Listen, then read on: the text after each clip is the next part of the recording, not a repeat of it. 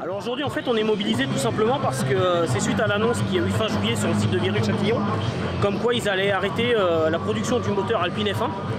Donc tout simplement les salariés sont écœurés par cette annonce qui a été faite par la direction de Renault, donc notamment Luca De Meo. Donc on vient défendre ce moteur, voilà, parce que l'annonce qui a été faite fin juillet c'était que potentiellement Renault allait se fournir maintenant chez Mercedes pour ses Formule 1, pour ses Alpines. Donc nous dénonçons ça, nous revendiquons justement le fait de garder le moteur F1, car c'est quand même un savoir-faire français, c'est des compétences qu'on a dans l'ingénierie chez Alpine, et ensuite qui découlent sur les moteurs de série.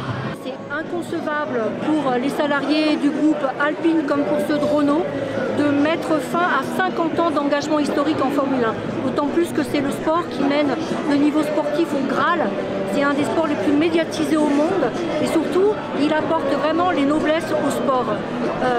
Et puis par rapport à la stratégie de M. De Meo, il a justement un projet de développer certains véhicules dont l'ADN est complètement associé à l'histoire sportive de Renault et d'Alpine. On ne comprend pas justement le fait qu'il doit y avoir une rupture sur cette identification-là. D'ailleurs la rupture elle est très malvenue parce qu'on a déjà nous des gens qui sont fans d'Alpine qui nous disent qu'ils vont revendre leur Alpine. C'est triste mais c'est réel. On a même des fournisseurs proches qui soutiennent le mouvement de grève et même dans le monde. Et on a surtout un mouvement très inquiétant qui fait qu'on sait qu'il y a des bombes de commande de l'A290 qui sont annulées en concession.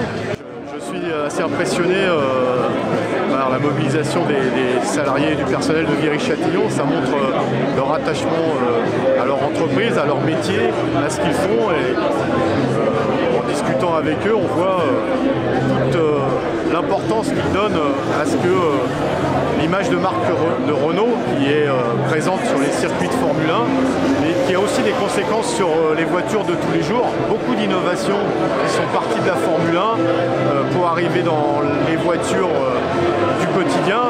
Eh bien, tout ce savoir-faire, tout ce qu'ils font, tout ce qu'ils voudraient faire, montre leur attachement et la décision injuste qui vient d'être prise par la direction générale de Renault.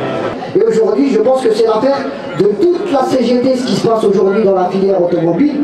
Et d'ailleurs, à cette occasion, vous le savez tous, il y a une échéance très prochainement, le 17 octobre. Vous savez que la fédération appelle à un grand rassemblement devant le salon de l'automobile, parce qu'à un moment, il va falloir démontrer que d'autres pistes sont possibles aujourd'hui.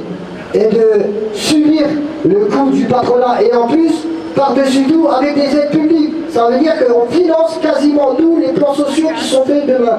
Donc là aussi, il y a besoin, et on le porte, à travers d'ailleurs le projet de loi des GMS, on porte la question des liens donneurs d'ordre et sous-traitants, mais pas que aussi, le contrôle des aides publiques. À un moment, quand on met des aides publiques sur la table, quelle garantie, et si on ne tient pas compte des objectifs fixés par rapport aux aides publiques, eh ben, je suis désolé, qui rembourse, tout simplement.